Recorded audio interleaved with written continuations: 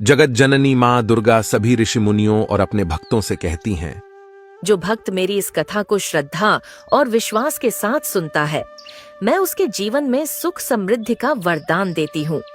मेरे व्रत और कथा को सुनने मात्र से ही इंसान के जीवन की सभी परेशानियां और दरिद्रता दूर हो जाती है। जब तुम अपने दिल से मुझे याद करते हो और पूरी श्रद्धा के साथ मेरी इस कथा को सुनते हो, तो मैं तुम्हारी हर पीड़ा को हरने के लिए उपस्थित हो जाती हूँ। ये कथा तुम्हारे जीवन में एक नई रोशनी लाती है और दुख दरिद्रता का अंत करती है। चाहे कितनी भी कठिनाई क्यों न हो, मेरा आशीर्वाद तुम्हारे साथ होता है। बस एक सच्चे दिल से कथा सुनो और मैं तुम्हारी हर बाधा को दूर कर दूंगी। मैं सदा तुम्हारे साथ हूँ। बस तुम अपने मन में मेरा स्मरण करो। भक्तों, चैत्र नवरात्र का प्रारंभ 30 मार्च से हो रहा है और नवरात्रि का यह पर्व मां जगत जननी जगदम्बा आदिशक्ति मां दुर्गा को समर्पित है। इस दौरान मां दुर्गा के 9 स्वरूपों की पूजा की जाती है। साथ ही मां दुर्गा के निमित्त व्रत भी किया जाता है। यदि कोई महापापी व्यक्ति भी यह व्रत करता है तो वह समस्त पापों से मुक्ति पा जाता है, इसमें कोई संदेह नहीं है। भक्तों, देवी भागवत पुराण में नवरात्रि से संबंधित एक महान व्रत कथा का वर्णन मिलता है। जो भी भक्त इस कथा को पूरे सच्चे मन से ध्यानपूर्वक सुनता है, उसके सभी प्रकार के पाप नष्ट हो जाते हैं और माता रानी की कृपा से उसे धन धान्य, पुत्र सुख और समृद्धि प्राप्त होती है। इसलिए भक्तों, प्रत्येक मनुष्य को चाहिए कि वह इस पावन कथा को ध्यानपूर्वक सुने और इस कथा का प्रचार प्रसार करे। जो भी भक्त इस कथा का प्रचार करता है, उसकी कभी अधोगति नहीं होती। तो भक्तों, आइए आपको सुनाते हैं नवरात्रि व्रत की महान कथा। एक बार जब भगवान श्री कृष्ण द्वारिकापुरी में अपने महल में विश्राम कर रहे थे और देवी रुक्मिणी भगवान श्री कृष्ण की सेवा कर रही थीं, तभी नारायण नारायण करते हुए देवर्षि नारद जी का वहां आगमन हुआ। नारद जी ने भगवान श्री कृष्ण और देवी रुक्मिणी को साष्टांग प्रणाम किया। देवर्षि नारद मुनि कुछ बोल पाते उससे पहले ही भगवान श्री कृष्ण मुस्कुराते हुए पूछ ही लिया, कहो देवर्षि, किस प्रयोजन से आपका द्वारिकापुरी में आगमन हुआ? फिर देवर्षि नारद जी मुस्कुराते हुए बोले, भगवान, आप पूछ रहे हैं तो आपको मैं अपना आने का प्रयोजन बताता हूं। प्रभु, मैं आपके समक्ष नवरात्रि के व्रत की महिमा सुनने के उद्देश्य से प्रस्तुत हुआ हूं। नवरात्रि का व्रत क्यों रखा जाता है और इस व्रत को करने से कौन सा फल मिलता है, इस व्रत को करने की विधि और नियम क्या है, वह सब आप मुझे बताइए। तब भगवान श्री कृष्ण कहते हैं, हे देवर्षि, आपने बहुत ही अच्छा प्रश्न किया है। आपके द्वारा किए गए प्रश्न के माध्यम से समस्त संसार के माता के भक्तों को इस व्रत की महिमा पता चलेगी। इसीलिए हे मुनीश्वर, आप भी ध्यान से इसे सुनिए। मैं आपको नवरात्रि व्रत की महिमा बतलाता हूं और इस व्रत के नियम और विधि भी समझाता हूं। किंतु यह सब बताने से पूर्व मैं आपको नवरात्रि व्रत की एक महान कथा सुनाऊंगा। तब देवर्षि नारद जी कहते हैं, प्रभु, आप वह कथा सुनाइए। मैं इस कथा को ध्यान से सुनूंगा और इसका प्रचार प्रसार भी करूंगा। भगवान श्री कृष्ण नारद जी को कथा सुनाने लगते हैं। हे देवर्षि, पूर्व समय की बात है। विदर्भ राज्य में अत्यंत गरीब और निर्धन स्थिति में एक सुदेश नामक व्यक्ति रहा करता था। सुदेश का बहुत बड़ा परिवार था और उसके घर में कई संतानें थीं, जो कोई भी काम नहीं करती थीं। परिवार में धन की अत्यधिक कमी थी, जिससे पूरा परिवार हमेशा दुखी और चिंतित रहता था। उनके पास न कोई काम था, न ही किसी प्रकार की आय का स्रोत। रात को जो कुछ भी खाने को मिलता, सुदेश उसे अपनी संतानों को खिला देता और जो थोड़ा बहुत बचता, उसी से अपना पेट भरता। पूरा परिवार दिन भर भूखा रहता, केवल रात में ही थोड़ा बहुत भोजन मिल पाता था। वह अपने परिवार का पालन पोषण दूसरों का काम करके करता और खुद भूखा रहते हुए भी दूसरों की सेवा में लगा रहता। उसका स्वभाव अत्यंत शांत, सत्यनिष्ठ और क्रोध रहित था। वह प्रतिदिन देवताओं और पितरों की पूजा करता और जो भी अतिथि उसके घर आता, उसका आदर पूर्वक स्वागत करता। एक दिन एक विद्वान साधु सुदेश के घर आया। सुदेश ने साधु का आदर पूर्वक स्वागत किया, उन्हें दान दिया और हाथ जोड़कर प्रणाम करते हुए अत्यंत व्याकुल मन से कहने लगा, हे साधु महाराज, यदि आप हमारे अतिथि धर्म से प्रसन्न हैं तो क्या मैं आपसे एक प्रश्न पूछ सकता हूं? साधु ने कहा, हे सुदेश, आपकी सद्गुणों की चर्चा दूर दूर तक है। आप अतिथियों का स्वागत और सेवा प्रेम पूर्वक करते हैं। इसी कारण से मैं आपके घर आया हूं। बिना किसी संकोच के अपनी शंका पूछिए। तब सुदेश ने कहा, हे साधु महाराज, कृपया मुझे बताइए कि मेरी इस निर्धनता का अंत कैसे हो सकता है। मैं अपने परिवार का सही ढंग से पालन पोषण नहीं कर पा रहा हूं। मेरे बच्चों को भूख से तड़पते हुए देखना मेरे लिए असहनीय हो गया है।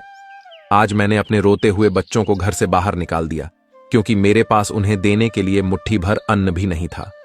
वह आगे बोला, मेरी पुत्री भी विवाह योग्य हो चुकी है, लेकिन उसके विवाह के लिए मेरे पास कुछ भी नहीं है। समय बीतता जा रहा है और मैं अत्यधिक चिंतित हूं। कृपया मुझे ऐसा कोई उपाय बताइए जिससे मैं अपने परिवार का पालन पोषण करने में सक्षम हो जाऊं। महाभाग्य का अवसर हो सकता है। कृपया आप अपने ज्ञान से मुझे कोई उपाय सुझाएं। इस प्रकार सुदेश ने उस ब्राह्मण से याचना की। ब्राह्मण ने प्रसन्न होकर सुदेश से कहा, हे वैश्य, मैं तुम्हारे दुख का कारण समझ गया हूं। तुम चिंता मत करो, मैं तुम्हें उपाय बताऊंगा। नवरात्रि का व्रत अनुष्ठान करो, जिसमें देवी भगवती की पूजा, हवन और मंत्रों का जाप करो। इससे तुम्हारी दरिद्रता समाप्त हो जाएगी और सभी कार्य सिद्ध होंगे। ब्राह्मण ने आगे कहा, हे सुदेश, नवरात्रि का व्रत पृथ्वी पर सबसे पवित्र और सुख देने वाला है। यह व्रत ज्ञान, मोक्ष, सुख और संतान की वृद्धि करने वाला है और शत्रुओं का नाश करता है। वनवास के दौरान श्री राम ने भी इस व्रत को किष्किंधा पर्वत पर किया था और इसके प्रभाव से महासागर पर सेतु बनाकर रावण का संहार किया था और माता सीता को प्राप्त किया था। इस प्रकार से ब्राह्मण ने नवरात्रि व्रत का महत्व सुदेश को बताया। सुदेश ने प्रसन्न होकर ब्राह्मण को अपना गुरु मान लिया और देवी के मंत्र की दीक्षा ली। उसने पूरी भक्ति से 9 वर्षों तक नवरात्रि का व्रत किया। 9वें वर्ष के अंत में अष्टमी की रात्रि को भगवती महेश्वरी ने उसे दर्शन दिए और कहा, हे पुत्र, मैं तुम्हारी भक्ति से प्रसन्न हूं। तुम जो भी वर मांगना चाहते हो, संकोच मत करो। मां दुर्गा को सामने देखकर सुदेश की आंखों में आंसू आ गए और वह कांपने लगा। उसने माता को प्रणाम कर कहा, हे मां, आपके दर्शन से ही मैं धन्य हो गया हूं। अब मेरी कोई कामना नहीं है। केवल इतना आशीर्वाद दीजिए कि मेरे बच्चों को हमेशा पर्याप्त भोजन मिले, ताकि उन्हें भूखा न सोना पड़े। मां दुर्गा ने उसकी विनम्रता देखकर मधुर मुस्कान के साथ कहा, तुम्हारी दरिद्रता अब समाप्त हो जाएगी। तुम्हारा घर धन धान्य से भर जाएगा और तुम्हारी संतानें सुखी रहेंगी। तुम्हारी पुत्री का विवाह भी शीघ्र होगा और तुम्हारी पीढ़ियां समृद्धि से पूर्ण होंगी। इतना कहकर मां दुर्गा अंतर्धान हो गईं। उसी क्षण सुदेश का घर प्रकाश से भर गया और उसकी दरिद्रता समाप्त हो गई। उसका छोटा सा घर एक विशाल महल में बदल गया, जिसमें स्वर्ण, मणियों और बहुमूल्य रत्नों का भंडार था। उसके बच्चे खुश और संतुष्ट हो गए और अब सुदेश के पास दूसरों की मदद करने के लिए भी बहुत कुछ था। समय बीतता गया और सुदेश वैश्य की पुत्री का विवाह भी धूमधाम से संपन्न हो गया। लेकिन सुदेश वैश्य ने अपनी भक्ति और श्रद्धा को नहीं छोड़ा। मां दुर्गा के प्रति उसकी श्रद्धा अटूट बनी रही। वह माता रानी का आभार व्यक्त करता रहता।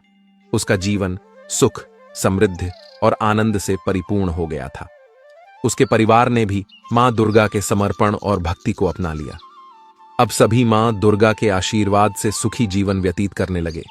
अब भगवान श्री कृष्ण नारद जी से कहते हैं, हे देवर्षि, आपको मैंने नवरात्रि व्रत से जुड़ी एक महान कथा सुनाई।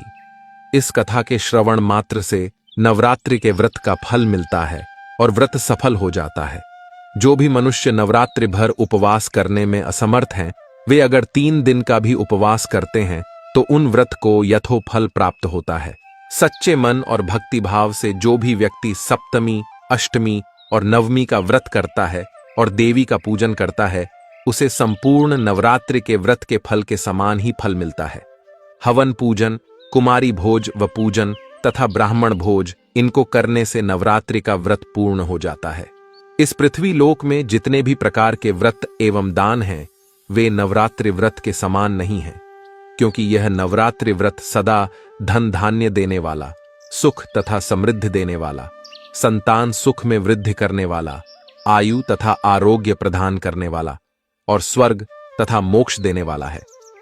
विद्या, धन अथवा पुत्र, इनमें से व्यक्ति जिस किसी की भी कामना करता हो, उसे इस सौभाग्यशाली तथा कल्याणकारी व्रत का विधिपूर्वक अनुष्ठान करना चाहिए।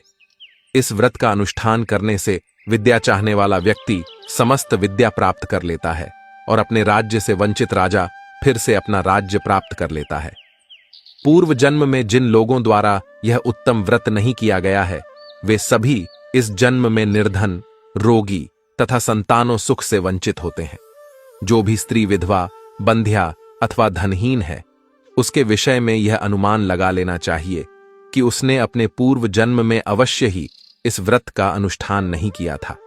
जिस व्यक्ति ने दुख, दर्द तथा समस्त कष्टों का नाश करने वाली, सिद्धियां देने वाली, जगत में सर्वश्रेष्ठ, शाश्वत तथा कल्याण स्वरूपा मां भगवती की उपासना नहीं की, वह इस पृथ्वी लोक पर सदा ही अनेक प्रकार के कष्टों से ग्रस्त, दरिद्र तथा शत्रुओं से पीड़ित रहता है। फिर भगवान श्री कृष्ण कहते हैं, हे मुनीश्वर, अब मैं आपको इस व्रत के करने के नियम बताता हूं, जिन्हें आप ध्यानपूर्वक सुने।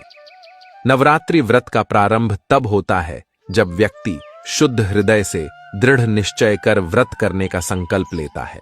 यह संकल्प ही उस यात्रा का आरंभ है जो मनुष्य को देवी दुर्गा की असीम कृपा तक पहुंचाता है। जब कोई व्यक्ति मां दुर्गा की उपासना और व्रत का संकल्प लेता है, तो उसके लिए सिर्फ बाहरी शुद्धता नहीं, बल्कि आंतरिक मन भी पवित्र होना आवश्यक है। यही कारण है कि इस व्रत का प्रारंभ संकल्प से होता है, जिसमें व्यक्ति स्वयं को मां भगवती के चरणों में समर्पित कर देता है। व्रत के दौरान भोजन का विशेष रूप से ध्यान रखा जाता है। केवल वही भोजन ग्रहण करना चाहिए जो पूर्ण रूप से सात्विक हो और तामसिक पदार्थों का सेवन नहीं करना चाहिए। यदि कोई व्यक्ति नवरात्रि के पूरे 9 दिन उपवास करता है, तो यह अतिश्रेष्ठ माना जाता है। अगर यह शारीरिक रूप से संभव न हो, तो फलाहार अथवा एक समय का भोजन भी किया जा सकता है। भोजन सात्विक हो, अर्थात लहसुन, प्याज और मांसाहार से दूर ही रहना चाहिए। संयमित जीवन जीना ही सच्ची उपासना है।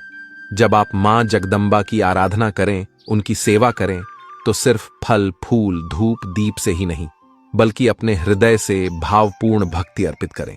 मां दुर्गा को लाल गुड़हल का फूल बहुत प्रिय है, इसलिए माता की पूजा में लाल गुड़हल का फूल अर्पित करना उत्तम होता है। परंतु इससे भी महत्वपूर्ण यह है कि आप मन से पूर्ण समर्पित हों। आराधना करते समय अपने मन को मां दुर्गा के 9 रूपों में से हर एक स्वरूप के प्रति समर्पित करें।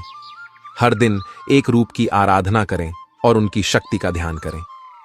पूजा और आराधना के साथ साथ माता महिमा का गान करना, उनकी कहानियों को सुनना और सुनाना भी अत्यंत फलदायी माना जाता है।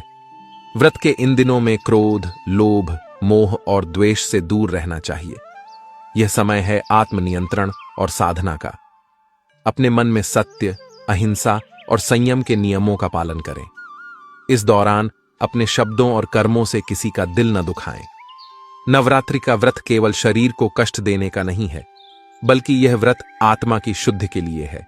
जितना आप अपने मन और हृदय को पवित्र रखेंगे, उतना ही माता रानी आप पर कृपा बरसाएंगी। हे मुनीश्वर, सच्चे मन से भगवती का ध्यान भी इस व्रत का एक अभिन्न अंग है। मां दुर्गा के मंत्रों का जाप करें, उनके समस्त रूपों का ध्यान करें। ओम दुर्गाय नमः मंत्र का जप करेंगे तो यह साहस और शक्ति उत्पन्न करेगा। आप इस मंत्र के साथ साथ अन्य मंत्रों का भी जाप कर सकते हैं। ओम सर्वमंगल मांगल्ये शिवे सर्वार्थ साधिके शरण्ये त्र्यंबके गौरी नारायणी नमोस्तुते। और दूसरा मंत्र है ओम जयंती मंगला काली भद्रकाली कपालिनी दुर्गा क्षमा शिवा धात्री स्वाहा स्वधा नमोस्तुते।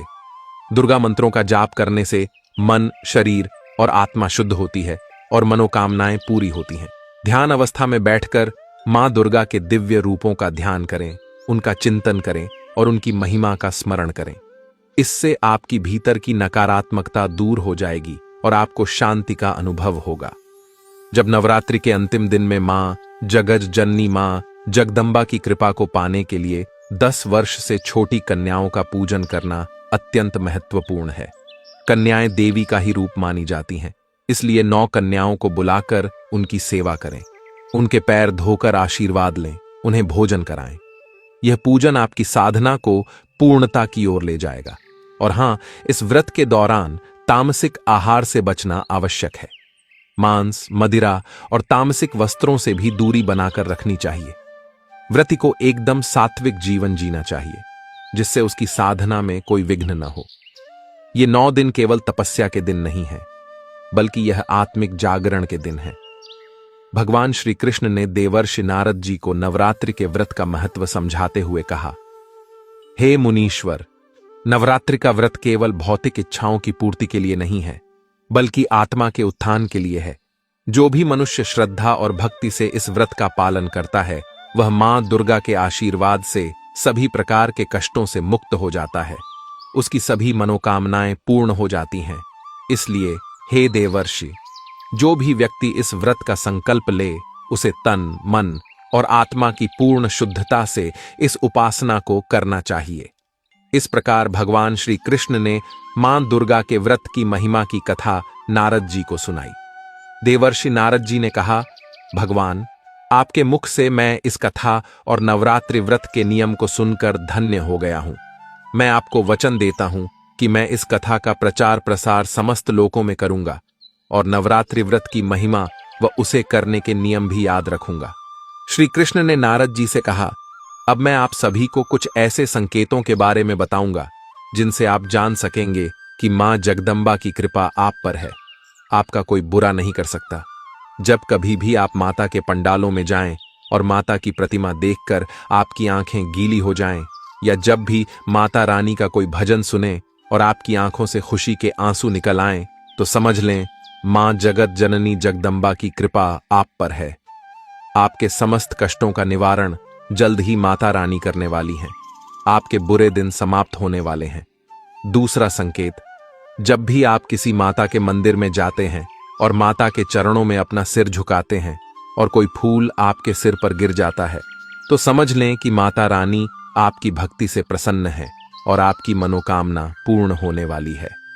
तीसरा संकेत, अगर आप किसी मंदिर या पंडाल में जाते हैं जहां माता की आराधना हो रही है और वहां माता दुर्गा के भजन कीर्तन हो रहे हों और आप उस मंडली में शामिल हो जाते हैं, या बाहर से भजन कीर्तन सुनकर आपके रोंगटे खड़े हो जाते हैं और आपकी आंखें गीली हो जाती हैं, तो समझ लें कि मां जगदम्बा आप पर अति प्रसन्न है और आपका जीवन अब सुखमय होने वाला है। तो भक्तों, इस प्रकार भगवान श्री कृष्ण ने देवर्षि नारद जी को नवरात्रि व्रत की महिमा की कथा सुनाई। आपको कथा कैसी लगी, हमें कमेंट में बताना और कमेंट बॉक्स में जय माता दी जरूर लिखना। भक्तों, एक बार प्रेम से बोलिए जय माता दी।